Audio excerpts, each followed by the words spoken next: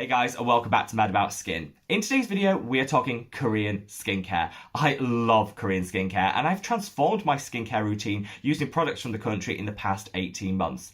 However, recently I've seen a number of articles highlighting struggling sales in some of Korean skincare's biggest markets. This has led me to wonder whether the gloss is coming off the West's obsession with products from this country, and kind of what the future holds for Korean skincare here in the West. I want to pick this apart in today's video. I also want to bring back some positivity as well, and share with you my thoughts and feelings on some of my favourite Korean skincare brands that I still think are definitely worth the hype. So sit back, relax, and let's talk the future of Korean skincare. Now, before we delve into this, I do just want to give the world's biggest caveat to say I'm coming at this from a Western perspective. You know, I haven't visited Korea, I haven't lived in Korea, and obviously we have to talk about our own experiences. We have to accept other people's experiences. Korean skincare is, of course, going to remain huge in Korea itself, and they have a very different philosophy to skincare than what we often see here in the West. And as with all things, I don't think there's a right or a wrong. It's all about working out what's right for your skin type. As I said earlier in the video, I'm a huge fan of Korean skincare, and some of the products have really transformed my skin. But as what I think is happening in the broader market, I have started to reassess my personal obsession with Korean skincare. I looked at some other options as I keep my holy grail products the same, but maybe phase in some alternatives that might just deliver better results for me. I'm going to talk in this video about what the trends and what the drivers for this change might be, and look to what the future holds. Like I said, at the end of the video, I'll also share with you some of my favourite brands when it comes to Korean skincare, so stay tuned for that. If you want to skip to any particular point, I've left timestamps in the description box below, and while you're down there, don't forget to give this video a big thumbs up. It took a whole lot of research, and if you give it a thumbs up, honestly, it really helps me, and I will love you forever. So let's cut the waffle and talk about Korean skincare. So the articles which I'm referring to, and I will leave a link to them below if you do want to check them out in more detail, have highlighted falling or stagnating sales in some of the biggest markets for Korean skincare.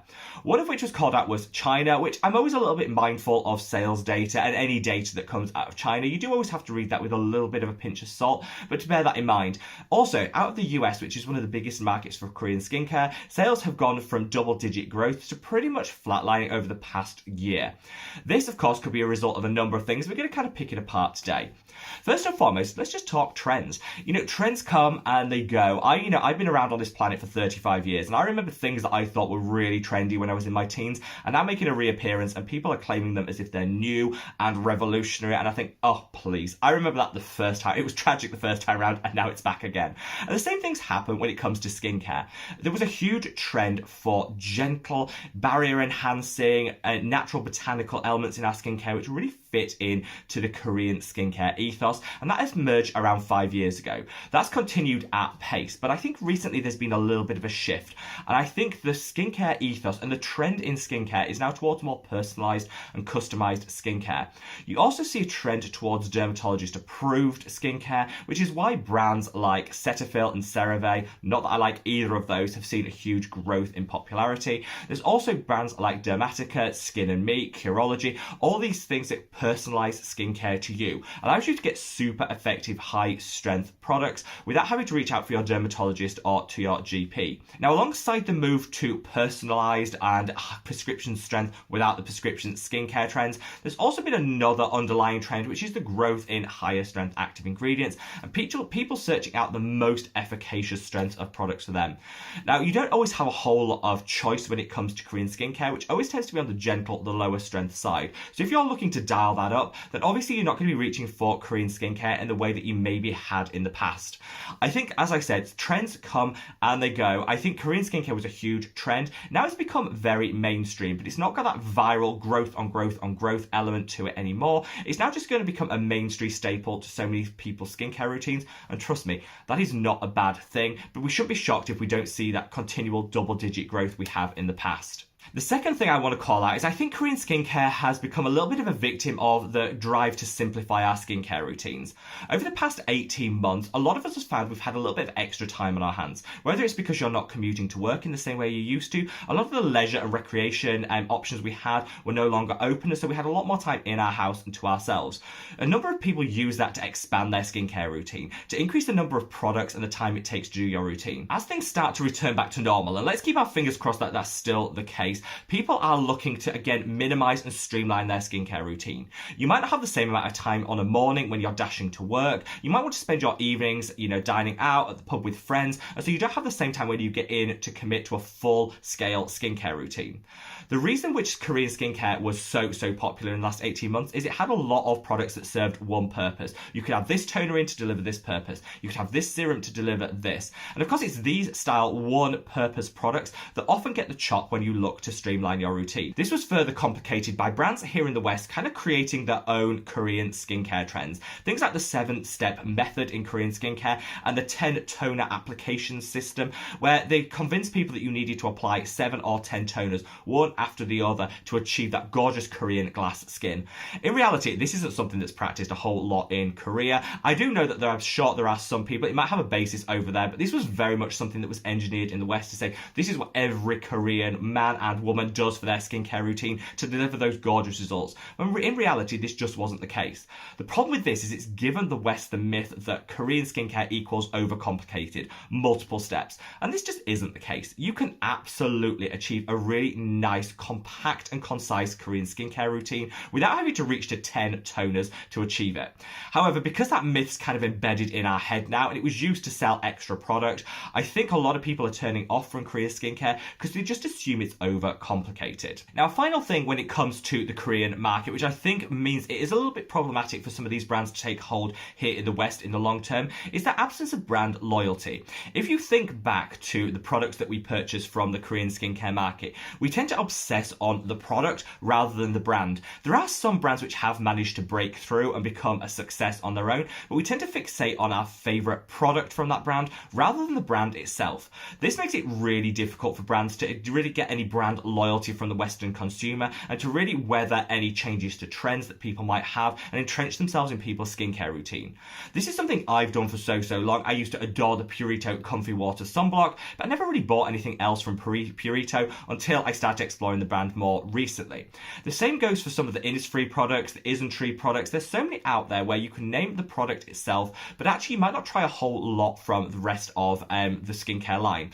I know that a lot of you are going to be screaming at the screen now saying, this is rubbish. We all do. We all love certain brands, and we absolutely do, but you forget we're quite, what I like to call like skincare aficionados. We are skincare obsessives that probably do delve more into these brands than the average consumer would. The average consumer sees a product hyped on Instagram, buys it, loves it, but then really doesn't explore too much from the rest of the Korean skincare brand itself.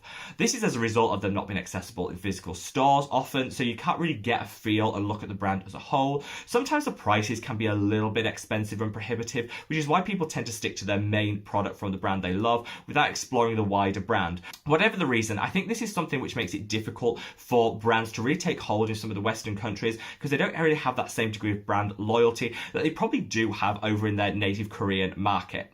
So all told, what do I think for the future of Korean skincare? Well, I don't think it is going anywhere anytime soon. I am still a huge fan of Korean skincare, but I have noticed I'm turning away from it a little bit in terms of some of the products that I think are nice to have, but maybe aren't adding a whole lot of value to my routine. I'm kind of taking those out in order to streamline anything. So I think that really makes me fit into that second category of people I was talking about, looking to streamline their overall routine and maybe minimize some of the steps which aren't adding a whole host of value. I have always liked to supplement my Korean skincare with higher strength actives. I just think my skin's type and my skin's needs dictate that, and so it hasn't always been my ride or die favorite. I still think there'll be a huge market for Korean skincare here in the West, particularly people that want gentle yet really effective and nice to use products. I think they're becoming much more mainstream, which is great, and while some of the hype, some of the gloss might have come off the skincare from Korea, I do think they're becoming much more mainstream, which is a wonderful thing because it makes it more accessible for people, and it means none of these brands or products are going away. We can continue to love them. I said I wanted to finish on a positive, and what I think are my favourite brands from Korea that I would definitely think are worth exploring.